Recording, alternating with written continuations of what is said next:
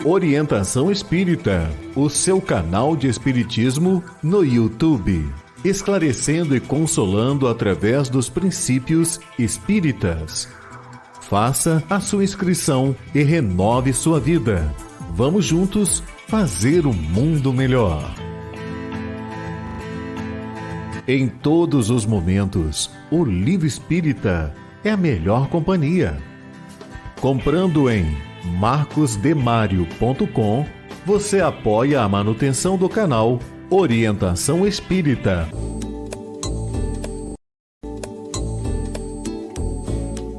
No canal Orientação Espírita, você encontra variada programação, pensada e feita para você.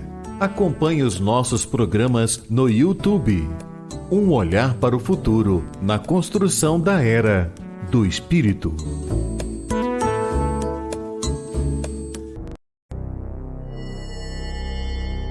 Tem início mais uma edição de Ante os Novos Tempos. Um olhar voltado para a humanidade, através das revelações dos Espíritos, na mensagem consoladora e esclarecedora do Espiritismo.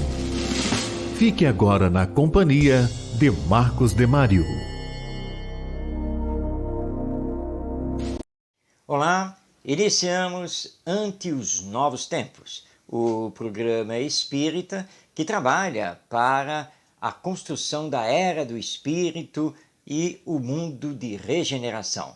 Ante os Novos Tempos vai ao ar toda quarta-feira às 7 da noite pelo canal Orientação Espírita no YouTube. E hoje nós temos um variado conteúdo que com certeza você vai gostar, porque iniciamos o programa com o Perguntando e Aprendendo, onde respondemos as perguntas enviadas pelos nossos ouvintes. Na sequência, temos a entrevista trazida por Orson Peter Carrara, hoje com Marcelo Bonotto, que vai conversar sobre respostas acolhedoras que confortam. Na poesia espírita, temos o comparecimento de dois poetas do além, Lafayette Melo e Andradina de Oliveira, ambos vindos através do médium Chico Xavier. Temos ainda a reflexão com o vídeo Para Viver Melhor, com o tema Paciência para com o Idoso. E no último bloco do programa, nós vamos conversar sobre Jesus e o Evangelho. Então, tudo isso a partir de agora em Ante os Novos Tempos. Perguntando e Aprendendo. Perguntando e Aprendendo é aquele quadro, na verdade, feito por você, que está aí nos assistindo, porque é você que envia aqui para o programa as suas perguntas, é você que faz aí as suas indagações, tira as suas dúvidas. Se você ainda não fez isso, veja aí na tela os canais de comunicação para que você possa então enviar a sua pergunta e nós vamos responder sempre através dos princípios que formam o Espiritismo. Hoje, o Perguntando e Aprendendo inicia com uma pergunta vinda da cidade do Rio de Janeiro, feita pela Rosane Veiga. A pergunta dela é a seguinte: como e por que Allan Kardec fundou o Espiritismo? Bem, antes de mais nada, vamos esclarecer que Allan Kardec, que era pseudônimo do professor Hippolyte Léon Denisard Rivail, não fundou o Espiritismo, nem criou o Espiritismo.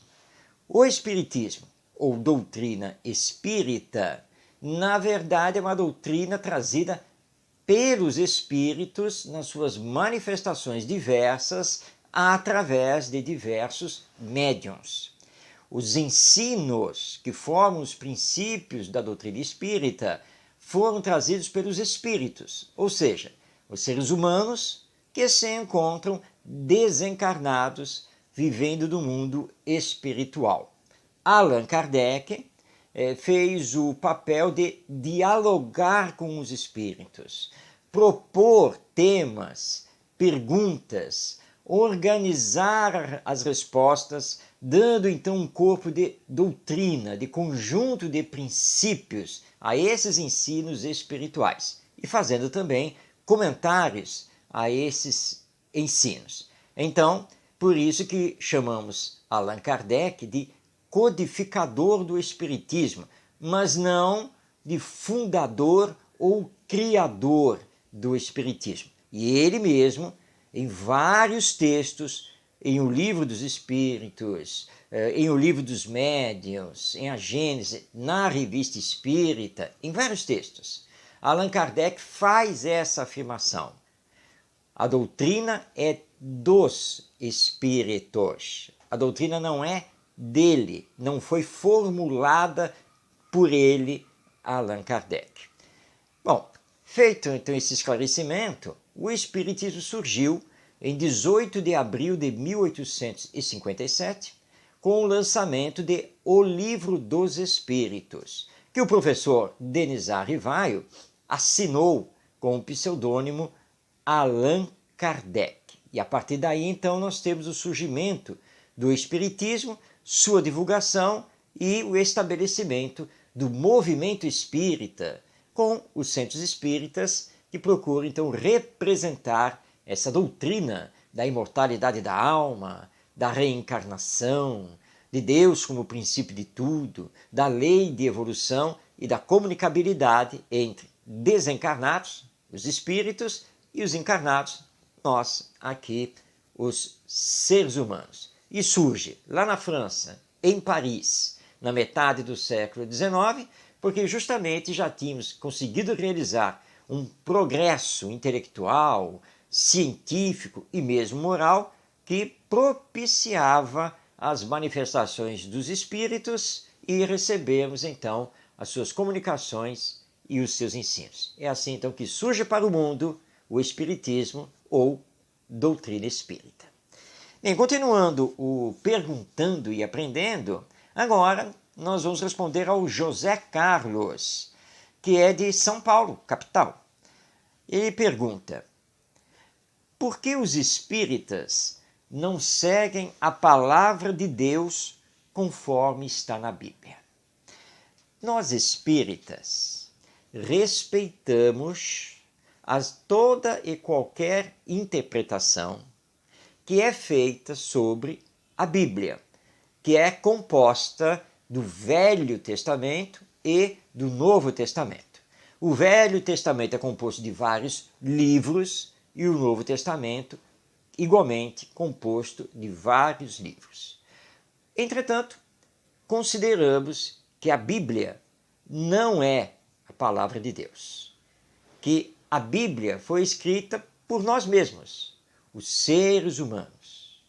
Algumas vezes, sob inspiração espiritual superior, como no caso, para dar aqui um exemplo, de Moisés, quando ele recebe as tábuas com os 10 mandamentos, mas que em outras ocasiões foram escritas sob a influência mundana, humana, terrena, com muita coisa mística, com crendices de época, e há também todo um fator histórico nas narrativas. O Espiritismo é uma doutrina cristã e, como tal, se baseia no Evangelho, nos ensinos de Jesus. Então, damos mais importância ao Novo Testamento do que ao Velho Testamento, retirando de ambos sempre os ensinos morais, que é isso que importa para a nossa evolução, a nossa melhora, nossa espiritualização.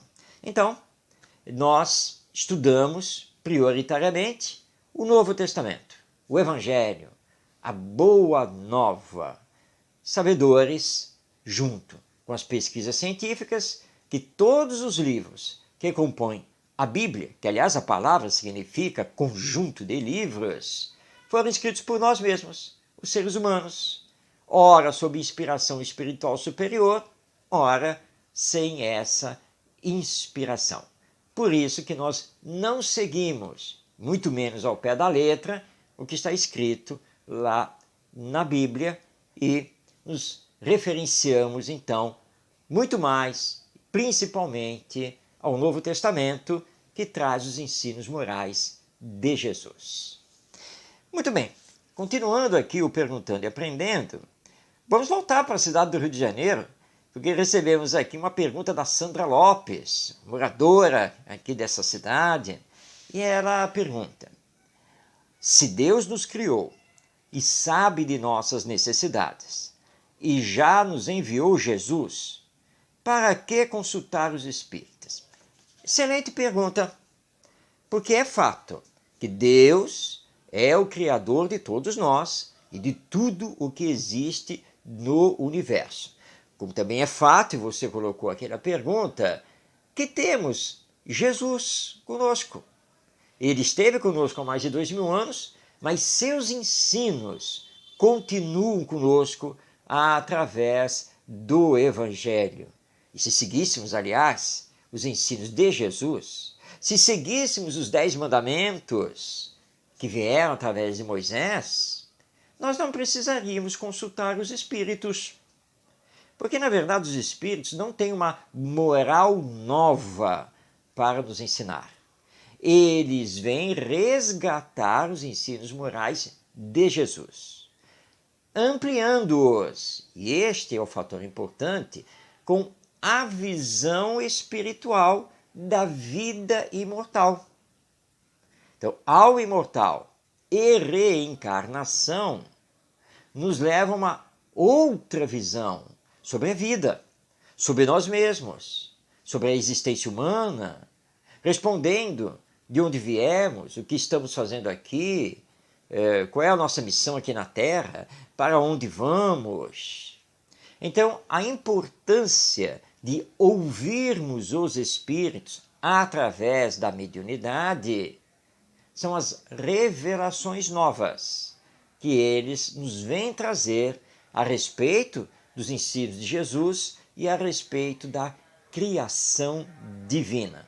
Lembrando que, tanto quanto aqui na Terra, no mundo espiritual, nós temos os espíritos dos mais ignorantes aos mais sábios, dos mais inferiores aos mais superiores. Por isso, não podemos acreditar em qualquer mensagem dos espíritos. Tudo tem que ser passado pelos crivos da lógica, da razão, do bom senso, da universalidade do ensino dos espíritos. Então, sempre que tivermos uma comunicação espiritual via mediúnica, calma, vamos analisar.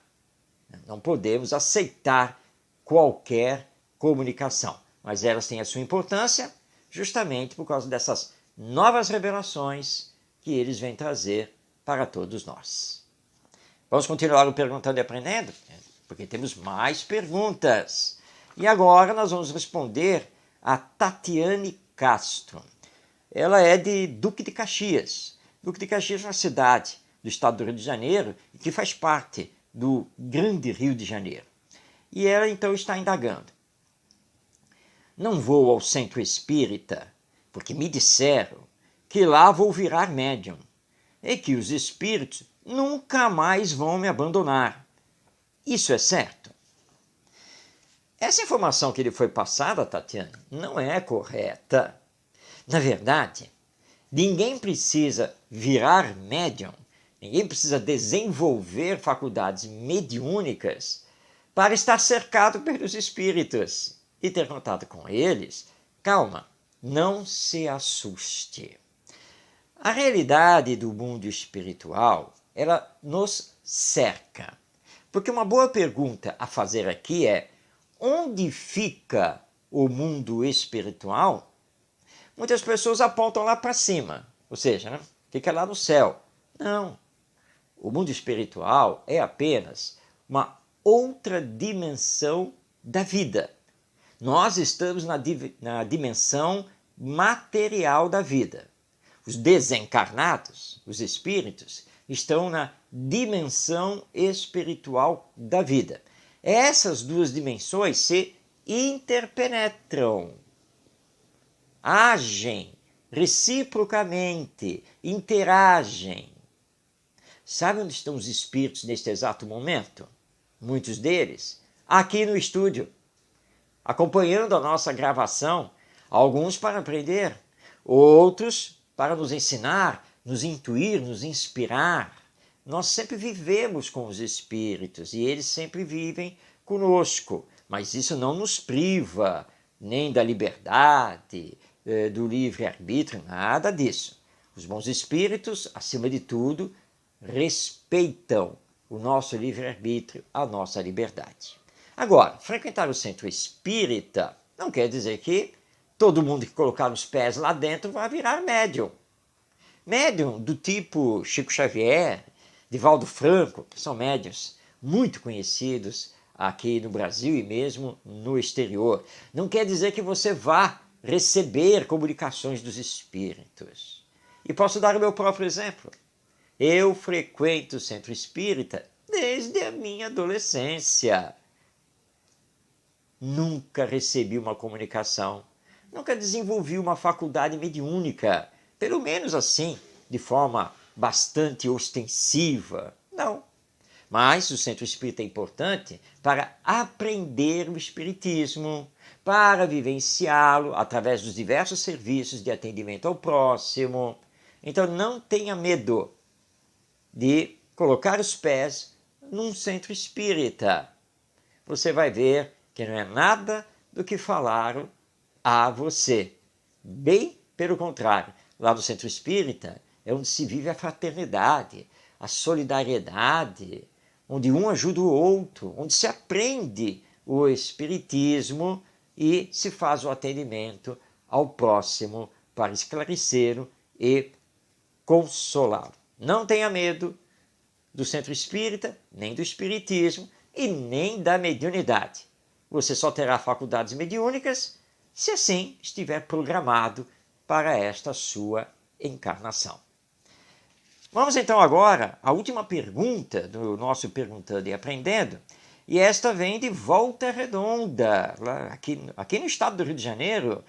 Volta Redonda, que também é conhecida como Cidade do Aço, que tem lá a sede da Companhia Siderúrgica Nacional.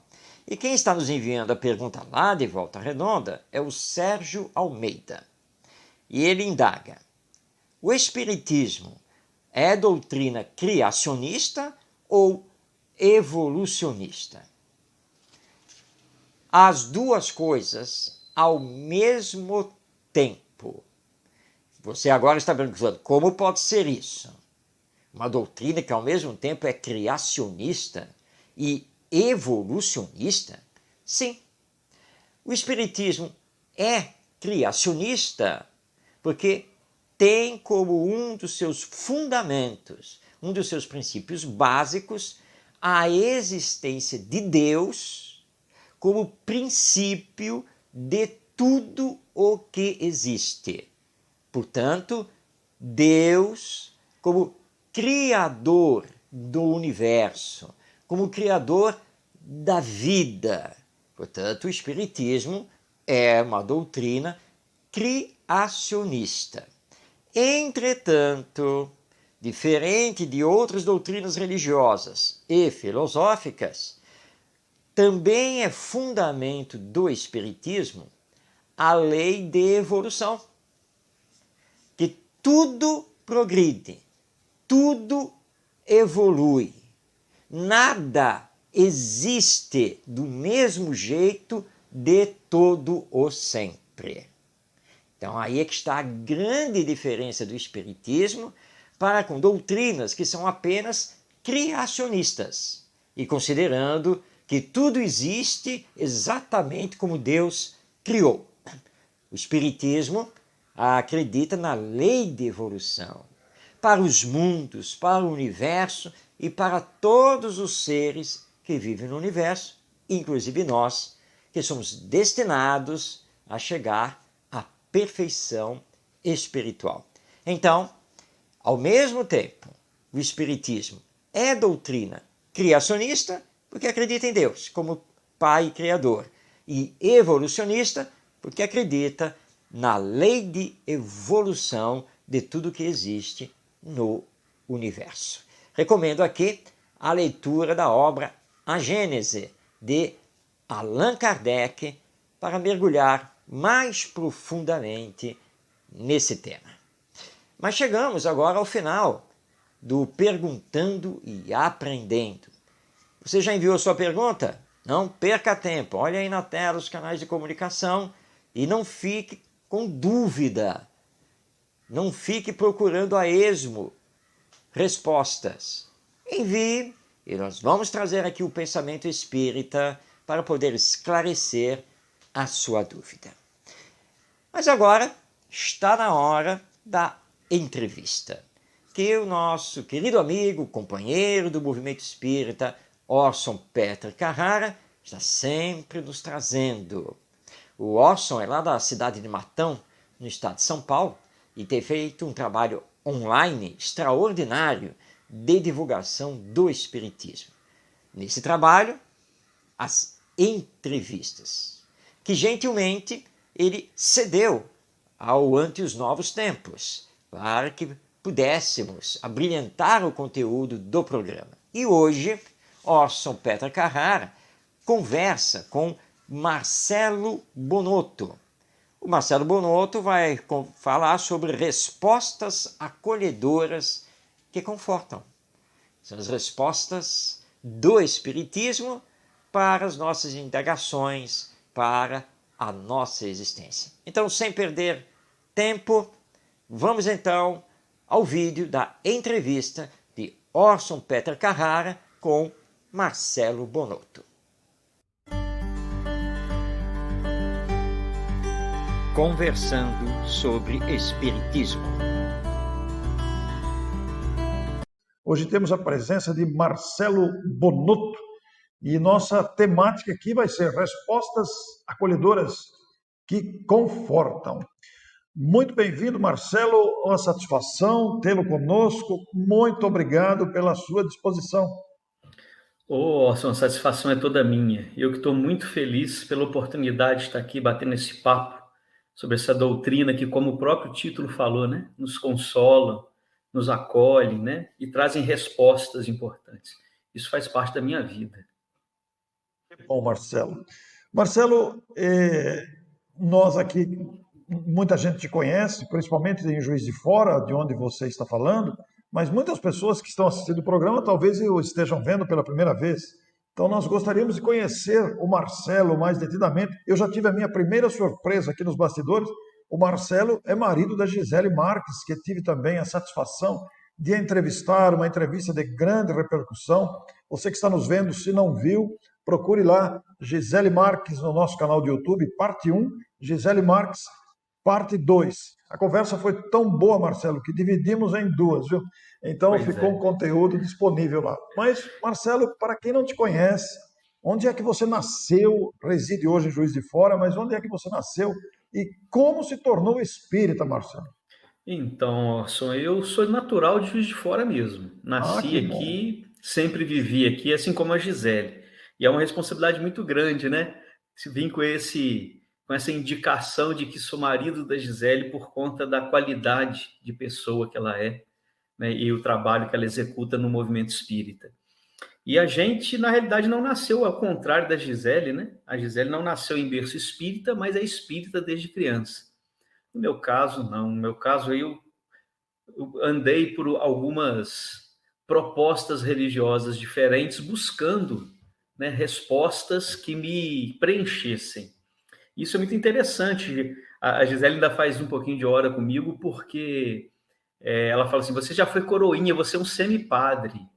Porque, de fato, fui, né? Fui coroinha na Igreja Católica, frequentei durante algum tempo a Igreja Evangélica Maranata, durante a minha pré-adolescência ali, buscando respostas, e é interessante, né? Porque a gente vai percebendo que, na realidade, com o amadurecimento que a gente vai adquirindo nessas buscas, de que a resposta muitas vezes não está na religião, a resposta está em nós mesmos. Então isso é muito importante que a gente entenda.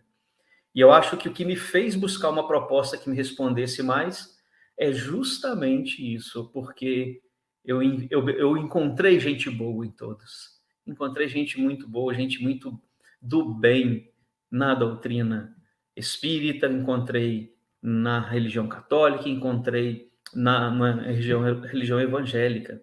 Então, a gente começa a perceber que, como a gente aprende na doutrina espírita, não é o fato de ser espírita que vai definir o meu progresso moral, né? A doutrina espírita é um ótimo orientador, é uma ótima conselheira nesse aspecto, né? Mas é importante que os espíritas entendam isso, né? Eu acho que é bastante interessante a gente pensar assim. Então, hoje aqui é uma pessoa que não nasceu espírita, viveu, né, dentro de uma família católica durante muito tempo, experimentou estar dentro de uma comunidade evangélica, e isso tudo antes dos 15 anos de idade. E com essa ideia de que nada me preenchia no sentido de por que quando eu estou em um, eles representam que eles são o roteiro seguro e certo, e quando eu estou em outro, eles me dizem a mesma coisa, e encontro gente com qualidade para poder viver, né, uma condição de felicidade maior em ambos. Tem alguma coisa além do fato de pertencer a alguma religião que a gente precisa buscar, né? E é isso daí que eu acho que foi a pulguinha atrás da orelha que me manteve durante algum tempo sem as respostas que eu queria. E eu vou dizer, né, foi bom. Foi bom porque quando as respostas começaram a surgir, elas vieram bastante consolidadas.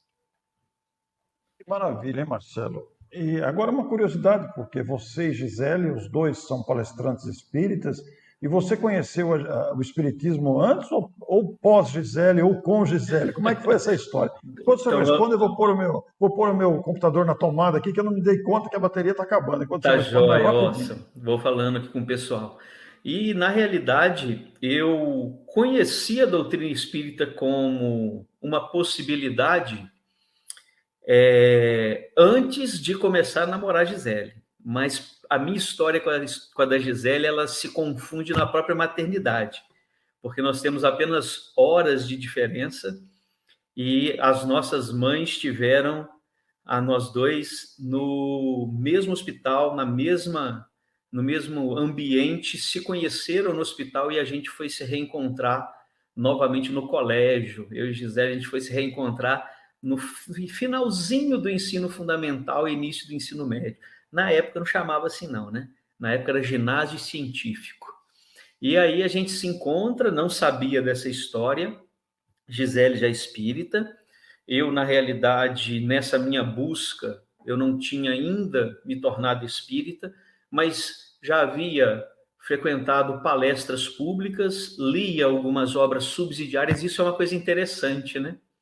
O quanto que as obras subsidiárias são realmente a porta de entrada para quem não é espírita, para quem não vivencia como a Gisele vivenciou desde da infância, né, a proposta espírita. E eu tive uma sorte muito grande porque as obras subsidiárias a que eu tive acesso foram sérias, né?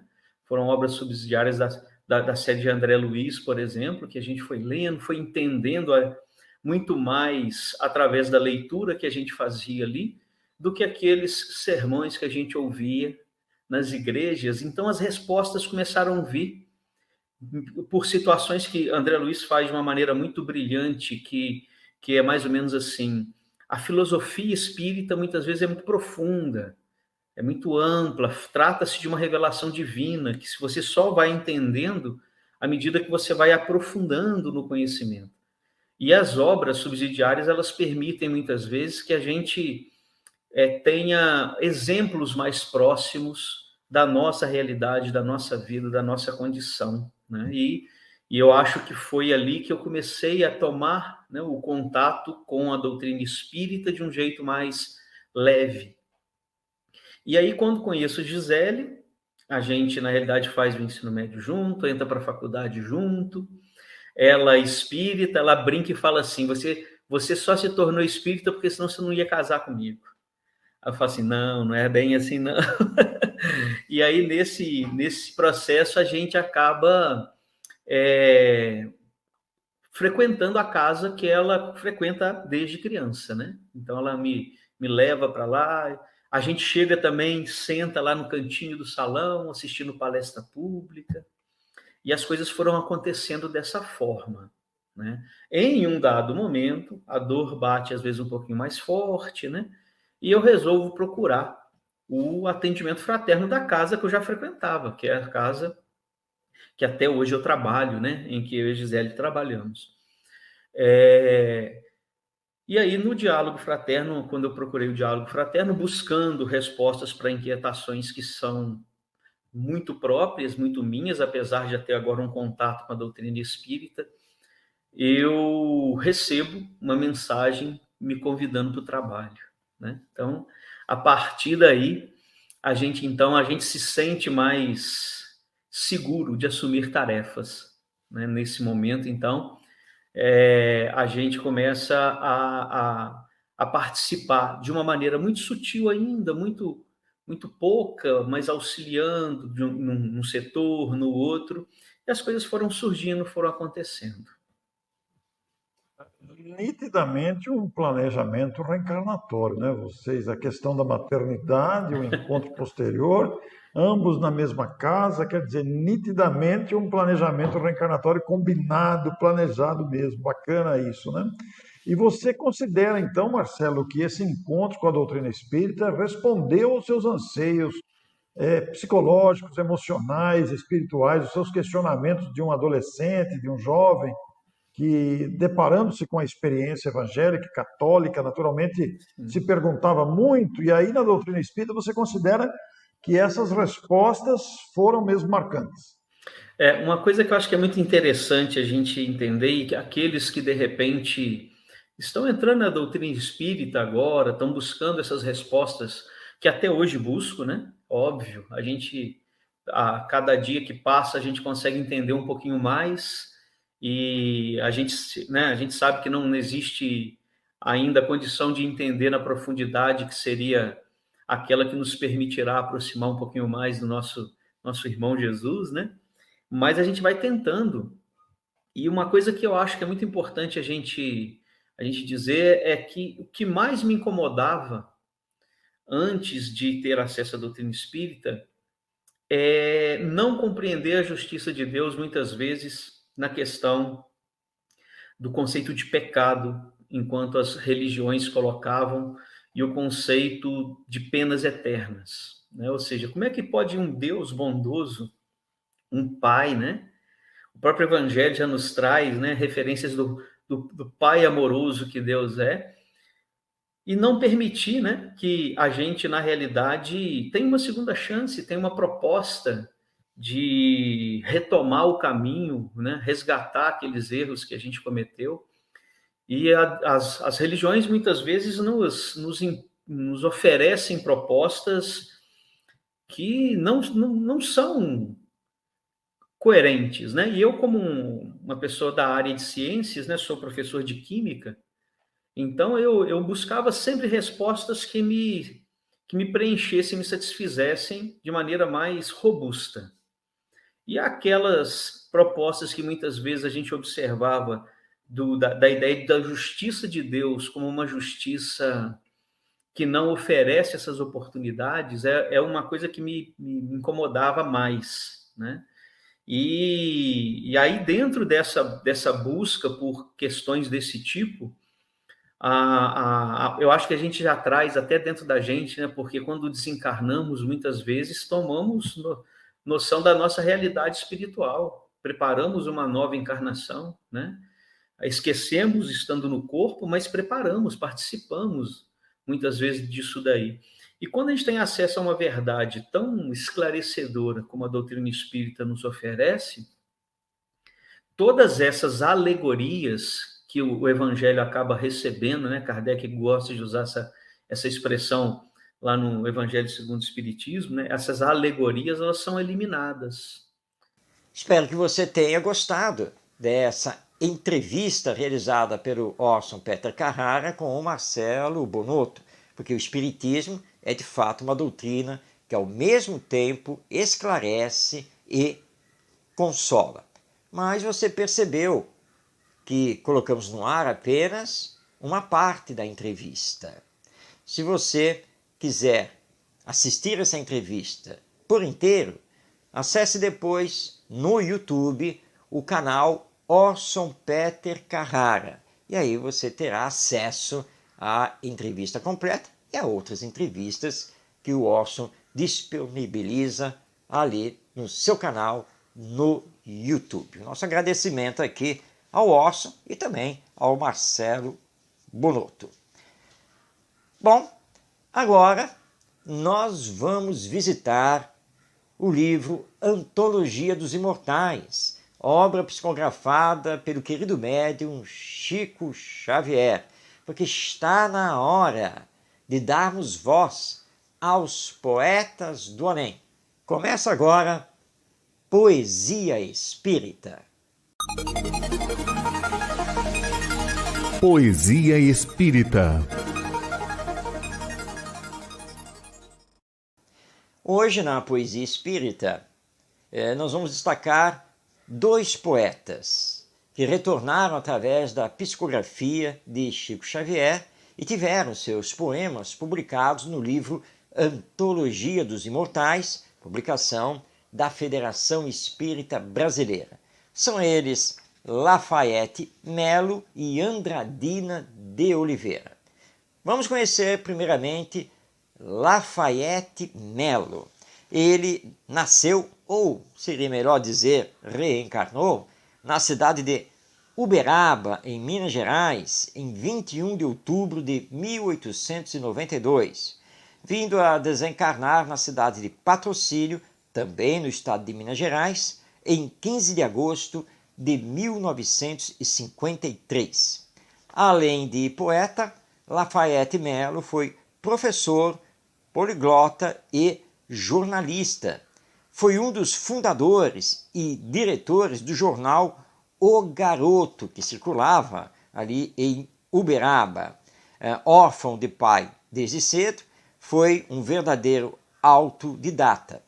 Conheceu o espiritismo, tornou-se espírita e lá em Uberaba passou então a colaborar com o jornal A Flama Espírita.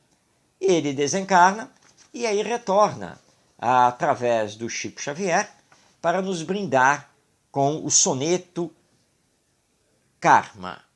Vamos a ele. Há no vasto castelo, estilo renascença, desenhos e painéis de perfeição sem rugas. Milhões de almas aí tomadas de ânsia imensa estudam crânios, pés, braços, mãos e verrugas. Buscando provação, dor, angústia e doença, desenham-se croquis de 1000 prisões sem fugas. E falam do valor da matéria mais densa, seja na carne flórea ou num manto de rugas. Tudo é justiça e amor, em feliz casamento. No palácio da luz brilha o renascimento, enaltecendo a lei em divino objetivo. E o karma aperfeiçoa os derradeiros planos de todo viajor dos carreiros humanos, ao renascer no corpo, o templo excelso e vivo. Aqui está então o soneto Karma, do poeta Lafayette Melo, através do Chico Xavier, nos falando então do que acontece no mundo espiritual para o planejamento reencarnatório. Continuando então aqui a trazer os nossos poetas do além, que comparecem no livro Antologia dos Imortais, agora é a vez de Andradina de Oliveira. Seu nome completo é Andradina América de Andrada Oliveira, mas ela ficou muito conhecida simplesmente como Andradina de Oliveira. Ela reencarnou em Porto Alegre, lá no Rio Grande do Sul, em 12 de junho de 1878, vindo a desencarnar em São Paulo, capital, em 19 de junho de 1935. Andradina de Oliveira foi poetisa, contista e romancista. Iniciou sua vida literária ainda na adolescência, passando a escrever em vários periódicos riograndenses. Ela foi também teatróloga e foi aplaudida conferencista. Andradina de Oliveira estudou na Escola Normal de Porto Alegre, formando-se então professora e exercendo o magistério durante a sua vida. Ela vai se transferir depois para a capital paulista, onde continuou então a sua trajetória literária. Andradina de Oliveira retorna através de Chico Xavier e nos traz o soneto Confidência de Mãe. Vamos a ele. Dei-te um berço de rendas e de flores. Adorei-te por nume excelso e amigo. E inclinei-te, meu filho, a ser comigo, soberano de sonhos tentadores. Ordenava, no orgulho que maldigo, não te curves, nem sirvas onde fores. Entreguei-te mentiras por louvores e enganosa fortuna por abrigo. Hoje, de alma surpresa, torno a casa. Tremo ao ver-te no luxo que te arrasa, como quem dorme em trágico veneno. E choro, filho meu, choro vencida, por guardar-te entre os grandes toda a vida, sem jamais ensinar-te a ser pequeno. Confidências de Mãe é um soneto para vibrar nos corações das mães, principalmente, e dos pais, de uma forma geral, porque temos que tomar cuidado com a educação que estamos dando aos nossos filhos. Então, Poesia Espírita hoje trouxe os poetas Lafayette Melo e Andradina de Oliveira, que retornaram do além através da mediunidade de Chico Xavier e tem os seus poemas publicados no livro Antologia dos Imortais, publicação da Federação Espírita Brasileira. Bem, está na hora agora de uma pausa, não é mesmo? Porque vamos agora para 90 segundos de reflexão, porque vamos assistir, ouvir e pensar sobre o conteúdo do vídeo do Para Viver Melhor. Hoje, trazendo o tema paciência para com o idoso. Rodando o vídeo.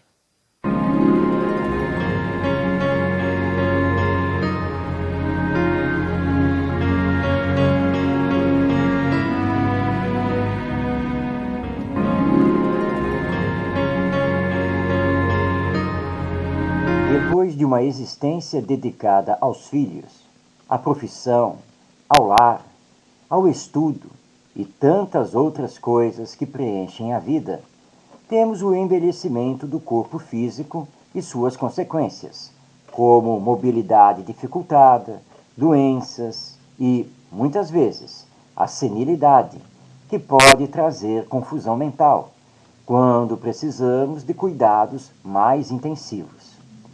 A pessoa idosa é merecedora de todo o amor e carinho, de todos os estímulos e cuidados, pois ela carrega uma folha de serviços existencial. E mesmo que não tenha sido o melhor exemplo, mesmo assim deve ser amado, o que compreende o perdão das ofensas.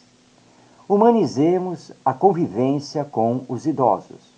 Dediquemos amor a quem está chegando ao final da existência. Lembremos que também nós, se assim tiver de ser, também ficaremos idosos.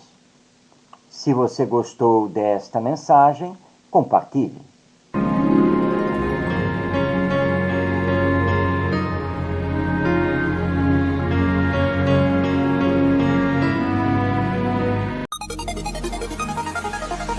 Entendendo com o Espiritismo.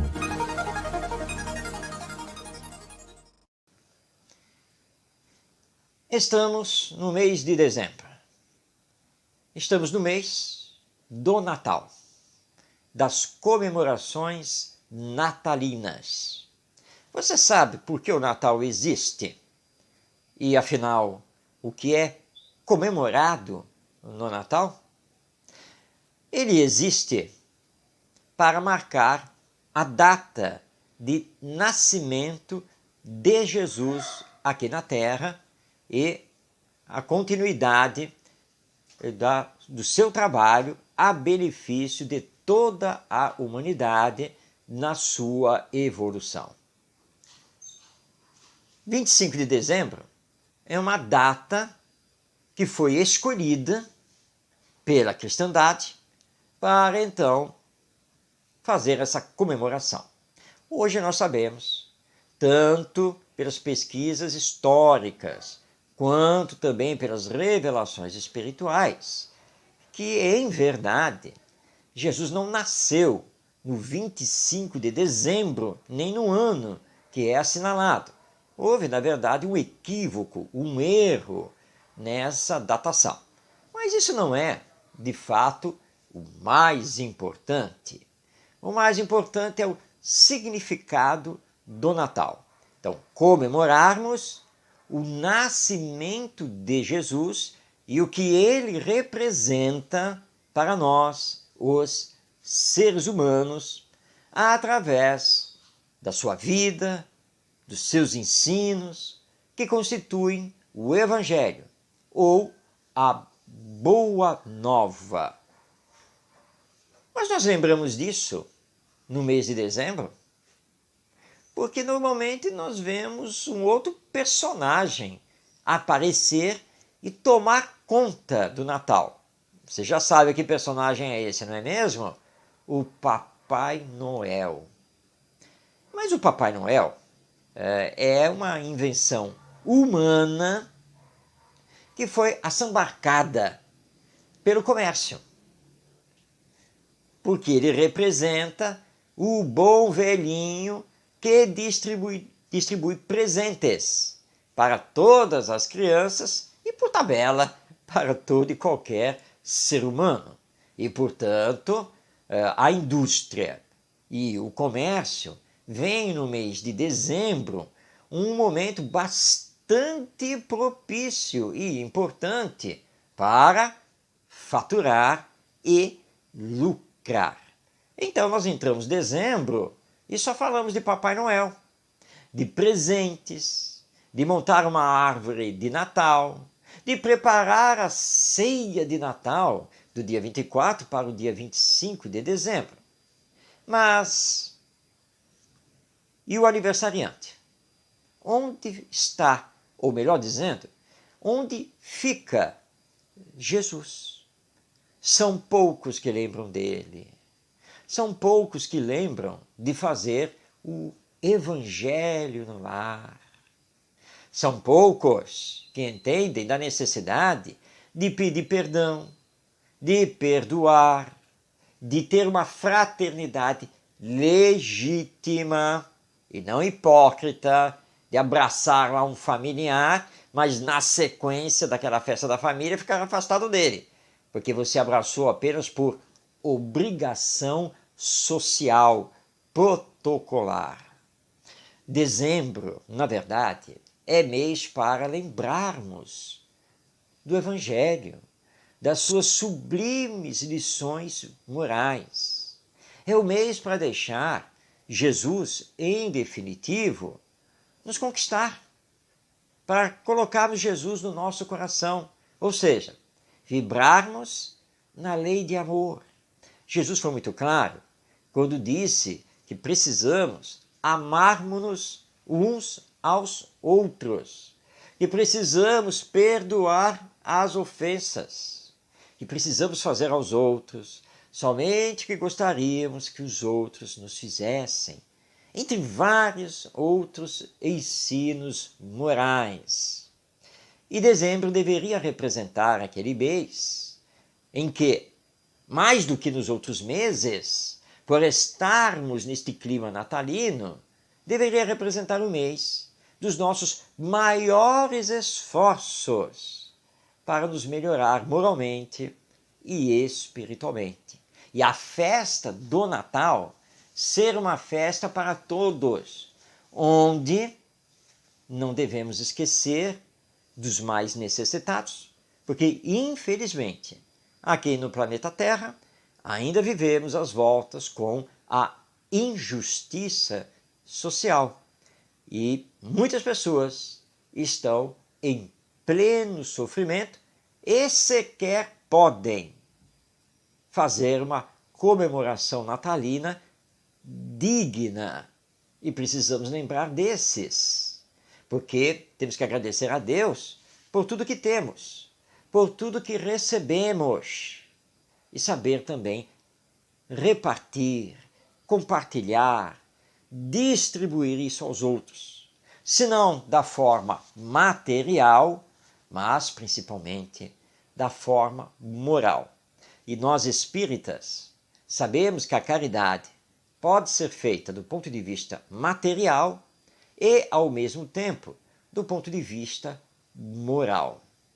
E hoje, com os meios de comunicação tão em expansão, tão imediatos, nós podemos utilizar esses meios de comunicação, como as redes sociais, os vídeos do YouTube e assim por diante, para espalhar boas palavras, para falar do Evangelho, para consolar, mostrando que não somos abandonados e que tudo passa, menos a misericórdia divina sobre nós, menos as bênçãos do nosso Mestre Jesus com todos nós. O Espiritismo tem essa palavra e é preciso levar esse consolo e esse esclarecimento aos corações e às mentes. Esse é o verdadeiro clima natalino que precisamos aprender a vivenciar.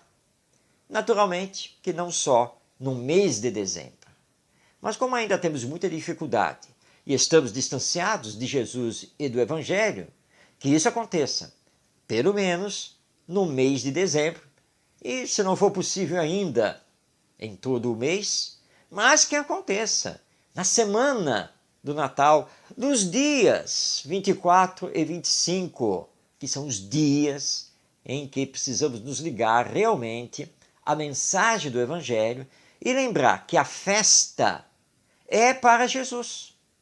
Mas Jesus não precisa de presentes materiais.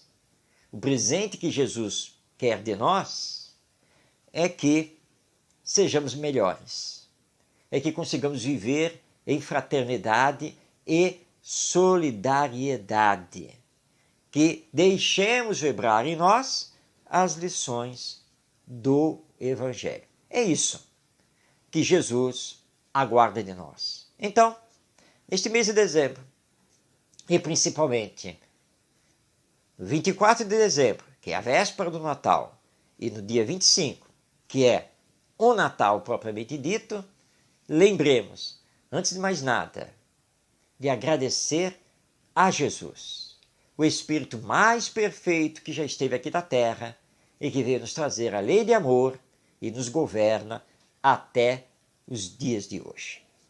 Aí sim, teremos no mês de dezembro, no Natal, Jesus e o Evangelho.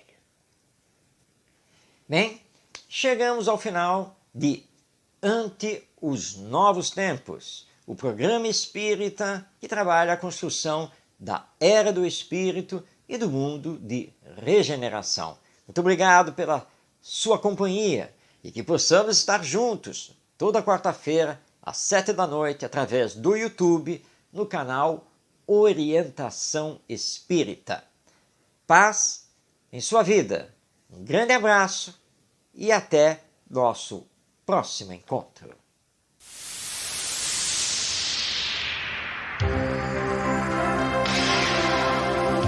Um olhar voltado para o futuro da humanidade. As revelações dos Espíritos. a mensagem consoladora e esclarecedora do Espiritismo. Este é o programa Ante os Novos Tempos. Produção e apresentação, Marcos de Mário. Orientação Espírita, o seu canal de espiritismo no YouTube, esclarecendo e consolando através dos princípios espíritas. Faça a sua inscrição e renove sua vida. Vamos juntos fazer um mundo melhor.